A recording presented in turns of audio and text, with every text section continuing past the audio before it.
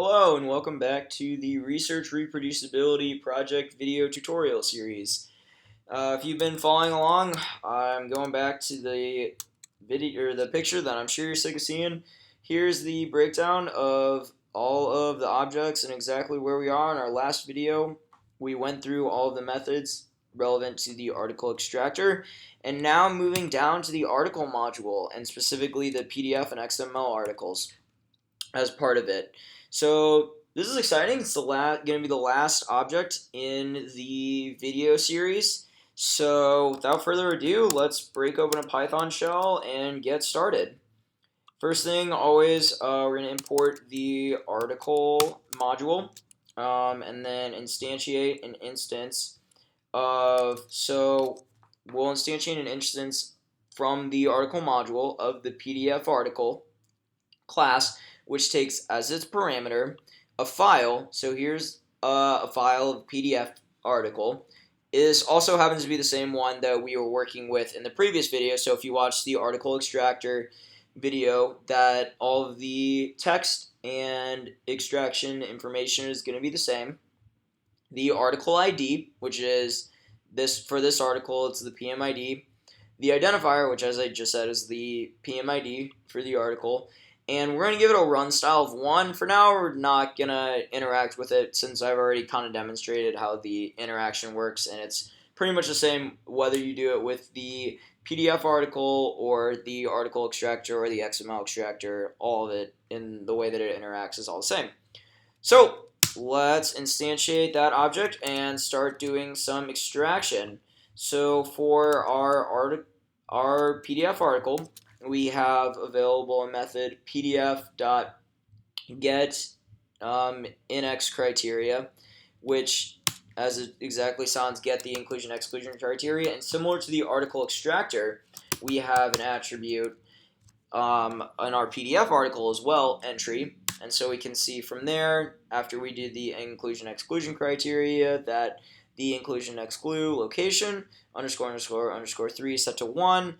Body of the text and inclusion exclusion stated is a 1, meaning that they did state their inclusion exclusion criteria. If you remember from the last video, this is the same result we got from the previous example, which makes sense because we're doing the exact same thing. We're running the exact same article extractor method with the exact same text. And the way that works is that this method inside the PDF article get inx criteria actually calls the article extractor dot underscore get inx criteria itself and takes as its parameter the text of the article. So what we're really seeing underneath the hood is that we're calling the PDF dot underscore get inx criteria of the PDF dot text. This is what's happening inside the get inx criteria method of the PDF article. And the reason that that is super cool is because it allows us to have the flexibility of using a PDF article or an XML article, but calling the exact same methods within the executor, so the Python script that's going to manage the objects. You can instantiate either type of article, call the same methods, and they are going to call the same corresponding method within the article extractor and take as their parameter implicitly the type of text that they want. So for a PDF article, we'll take the full text. No surprise there. It's exactly what we did before. But for an XML article, which is the huge bonus and really special thing about XML, is we can go to specific sections of the article super easily. Getting a little ahead of myself, we'll leave that be for now, just to demonstrate. So if we print out the PDF text, and we'll just do the first 1,000. Same as we did before, we had the raw article text. So if you remember from last time, original article affected the body mass index, unrobotic assisted, blah, blah, blah. It's the same article. Great. So next up, we are going to get the stats, calling the PDF article.getStats method. Similarly to last time, the PDF article method getStats calls the article extractor method underscore get underscore stats, and takes as its parameter the text of the PDF article. So as you can see, if we take another look after we run that method at the PDF articles entry attribute, we get analysis software is SAS, software analysis code was documented, and the analysis software is proprietary. Exactly the results that we expect. Moving on, next field to extract is the limitations. If you remember from last time, they did document their limitations. And again, here we see that as well. The limitations are documented in the body of the text. So that's a look at the PDF article. I'm not really going to go into too much more detail because pretty much everything is exactly the same as what we've already done. We've pretty much been working with the PDF article. We worked in the article extractor exclusively with the PDF article. It just in the sense of using the same format and the same type of text, even if you may not have realized it at the time.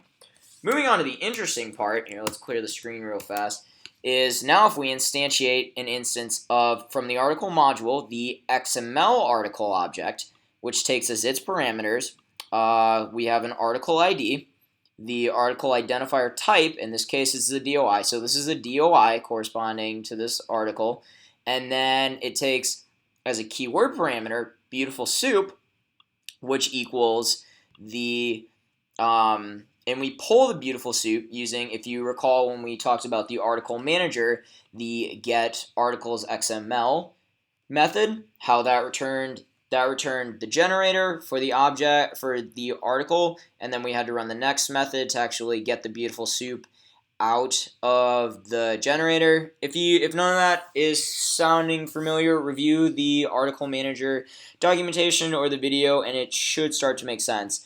But recall that the article manager .get articles XML is going to return a beautiful soup for, or a generator of beautiful soups for the articles here in our list. Again, we're only looking for one article, so we only gave it one article, and you do have to present it as a list anyway, even if you are extracting only one article.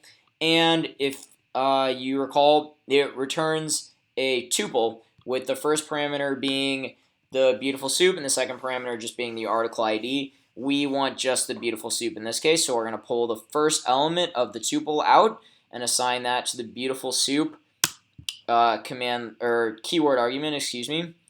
Let that run. That's going to take a little bit just because it's going to have to parse through the sub PMC result to find the article it's looking for and then parse the XML to generate the beautiful soup object. So just let that run for a minute. And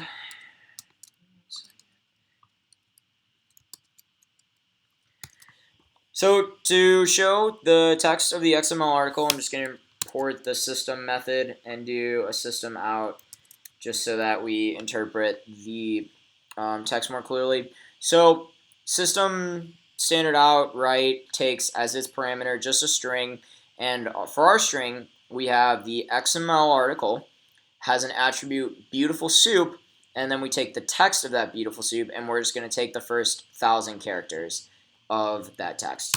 So for example, like here's our article, the first 1,000 characters, and Prev chronic dis, PCD, Centers for Disease Control and Prevention. We'll take a look at the sub PMC result just to kind of verify that it's the same article. And I think I'm right here. Yeah. So here's Centers for Disease Control and Prevention. Here's Prev chronic dis. So you can kind of see, if we continued on, we would see that it's the same article. But just to kind of briefly validate it. And now we'll start looking at the extraction methods for the XML article.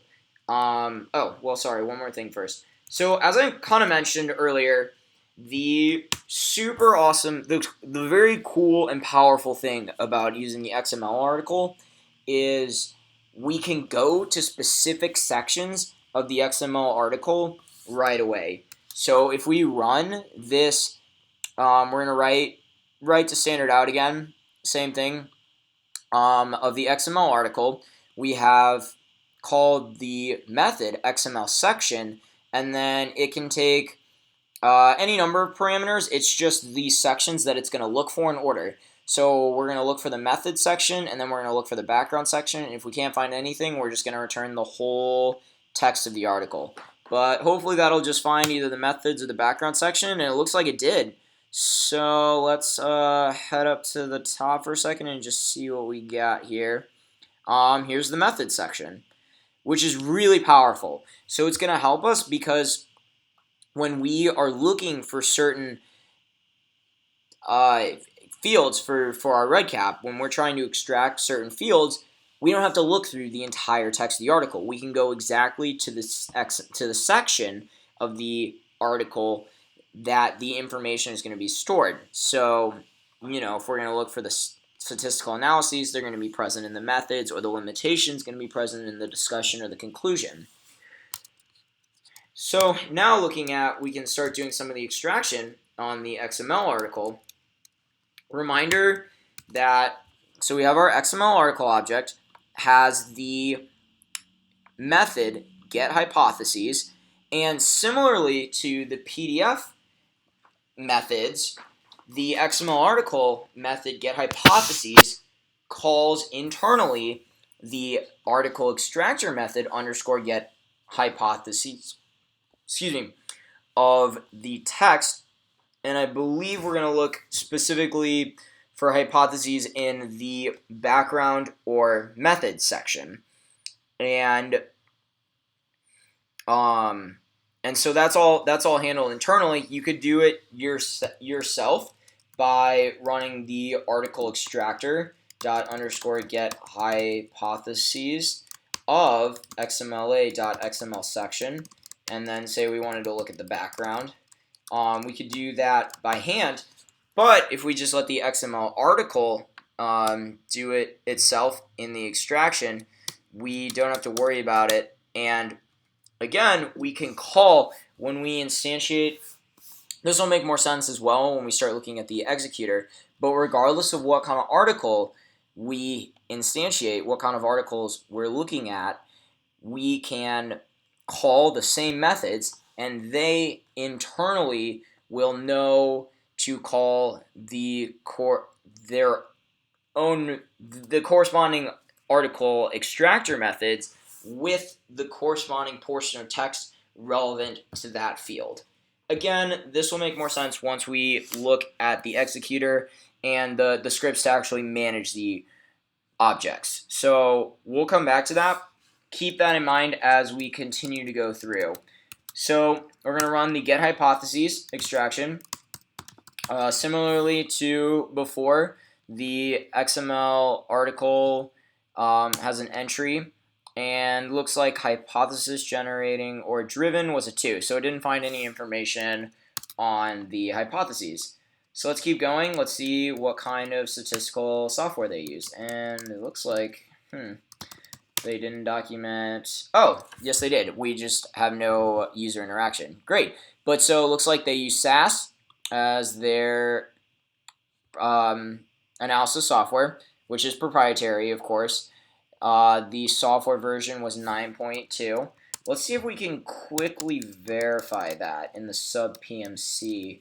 If we can find SAS, that would be the easiest, I think. Yep, here we go. So we use SAS version 9.2 to calculate for all events revised by the computer algorithm. Great. So that looks awesome.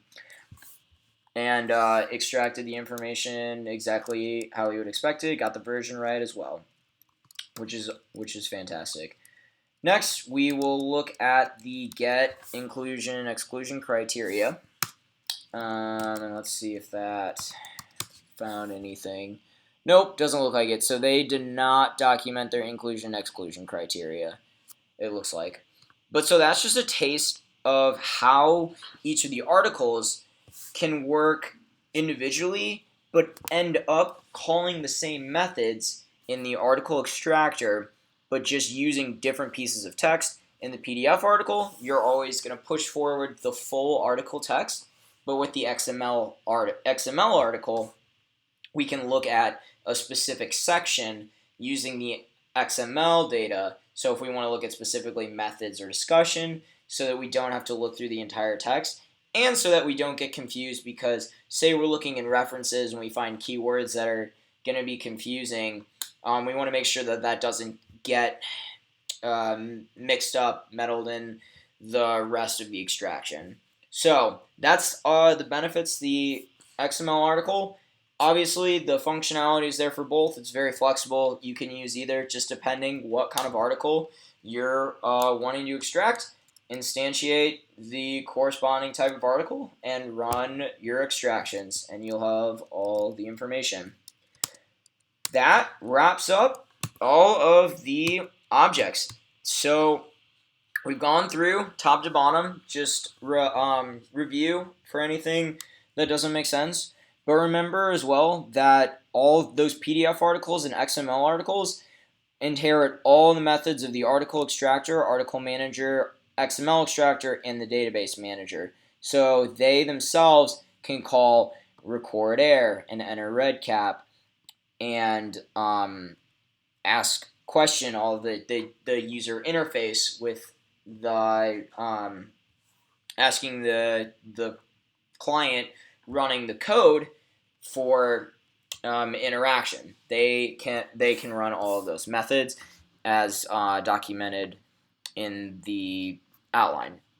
So up next, we are going to look at the actual Python scripts that handle the objects themselves and how to start scoping the article extraction to be more user-friendly and easier, so that you're not running all of the commands on the Python shell, because that gets pretty old pretty quickly. Thanks for making it this far, and stay tuned. We'll be back with you shortly.